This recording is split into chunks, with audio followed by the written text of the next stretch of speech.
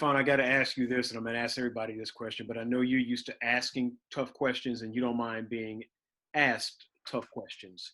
When you think of Delaware County, Stefan, where are you least comfortable from a racial standpoint? That's an interesting question. Least comfortable. Least comfortable. I could answer that in a couple of ways. Least comfortable living, least comfortable socializing, least comfortable shopping, that type of thing. When I think of living, I want to piggyback a little bit on this economic piece. I think about the neighborhood I grew up in. It's a neighborhood with row homes in Chester, Pennsylvania. Everybody owned their home. It would be considered a middle class neighborhood. If I were to put on my straight segregationist hat on, it was a very good Black neighborhood. If someone were to ask me, where would I prefer to live right now? Maybe it's because of my upbringing. I would love to live in a neighborhood just like I grew up in.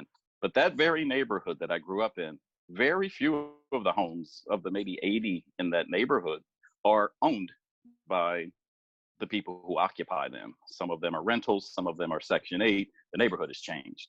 But when I look at places where I live, let's say in Glen Olden, Briarcliff, the neighborhood the housing stock looks exactly the same as it did when I was a kid. Wow. But it's all occupied by white people. And I'm like, well, they're living just like I lived when I was a kid. I would love to be anywhere in this county where I could live in that same type of a neighborhood. Getting back to Jim's point about, one side of the street has one view on race and the other side another.